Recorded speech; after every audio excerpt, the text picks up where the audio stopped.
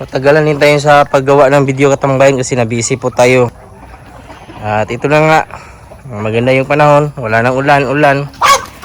Kaya masisigurado po natin na yung ibang natitirang heritage chickens, hindi po yan basta-basta magkakasakit. At ito nga yung isa sa mga problema po sa pagpaparami ng native chicken. Yung mga itlog po, kung saan sila nangingitlog, nagsasapawan sa isang paitlugan. At ang nangyayari po, yung iba maglimlim, may bagong papasok na mangitlog sa paitlugan, may mauunang mapipisa, at minsan maano pa talaga, mahulog. Yan o, daghan itlog ting Bing. So yan o, marami po yung itlog sa isang sa isang napaitlog na mo lang ni sa pikas daw Bing. Yan, sa isang ipaitlugan, madami po yung nangitlog. Yung iba bagong itlog, yung iba nagdimlim na. Posibilidad may iwan yung ibang itlog hindi malimliman pagkatapos mapisa yung unang nalimliman.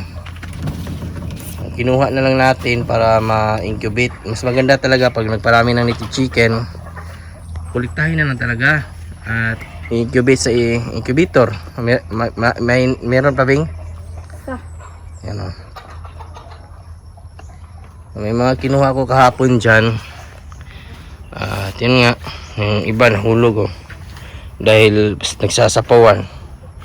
Pag ikuha na sa isa ka itlog Bing, nahulog na ng basag. Yan yung sigurado yung iba dito wala na, nasa isang linggo nang nalimliman. Yung iba naman wala, yung iba ganun na buak, nabasag. May mga nabasag na itlog, klarong klaro. Last time napakadami nito, nasa sobra 15. Dalawa rin kasi maglimlim yung sa isang paitlugan. Yan yung problema talaga sa native.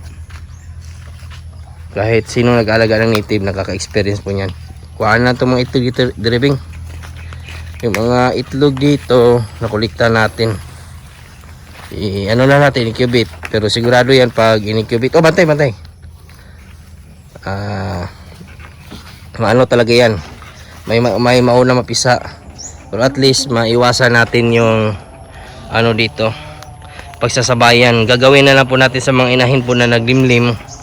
Ay, natin, kulong muna natin, papaliguan. Pagkatapos after 1 week i-release po natin para magpakasta ulit sa ating mga ating mga rooster. Mga naglimlim, mga shamo, bumababa na sila pag papakain tayo. Maganda din naman po yan para sa ganun ay hindi sila masyadong magutom, hindi mga yayat. Hindi tayo mahirapan na ma-release agad. Ang dalawa nating kaibigan sumama sa atin. Napakaaga po naghintay sa labas ng bahay. Gustong sumama. Mga paitlugan natin dito, binubutas. Sinisira kasi nila. Yung problema sa ating mga native. Lalo na po pag yung malapit na sila maglimlim. May 3 na kasi tayong naglimlim sa isang kulungan, kasi isang paitlugan, 2 yung naglimlim. Yung iba nababasag ng itlog dahil sa bigat ng ating mga inahin. Yan mga shamo pa talaga, nasa 2 to 3 kilos. Diyan natin ikukulong yung mga inahin natin mamayang hapon. Dapat ganun yung diskarte pag pag nagyari na sa isang paitlugan, 2 yung naglimlim, 3 yung itlog, 4. Kuliktahan talaga ng itlog kung maaari. May incubator po kayo. Mas maganda sa pagpaparami ng native din talaga, marami paitlugan. Yun nga lang, yung mga paitlugan natin sinira din nila, hindi maiwasan. Ayan na po yung kulikta natin isang tray puno, tamang tama. Ilulod natin po yan mga katambayan sa incubator. Bayo ka musod bing, kana mo yung una bing. Okay, sulod. Na. Okay. Load natin yan para sigurado na mapisa na maayos yung ating itlog. Pag galing po tayo sa City Katambayan, sinisigurado ko po na may dala po talaga tayong gamit po sa ating manukan. At isa na po yung tahop o corn bran na pwede natin ipakain dito sa ating mga alaga para po tayo ay makatipid. Ngayon po may mixin po ako dito. Ito imimix po natin sa Pure Feeds. Yan o. Ano yan?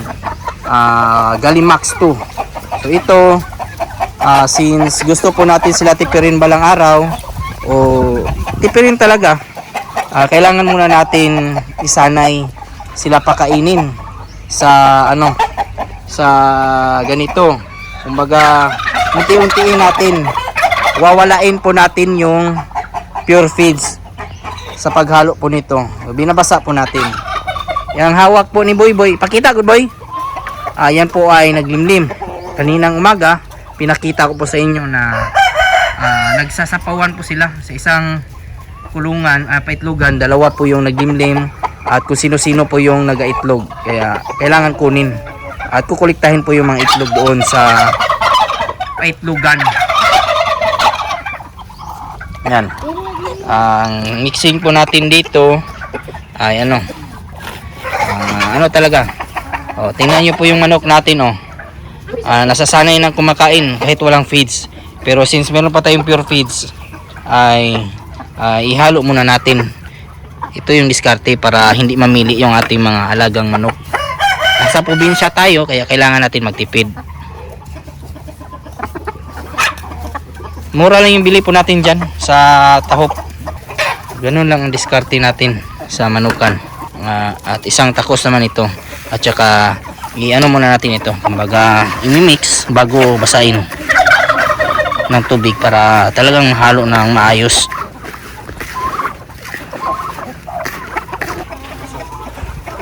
Ganito yan katambayan. Sain lang ng konting tubig.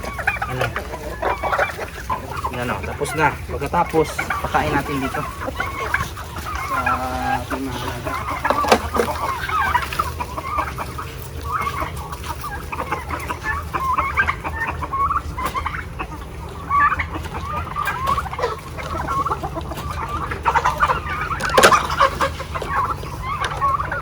Yan lang.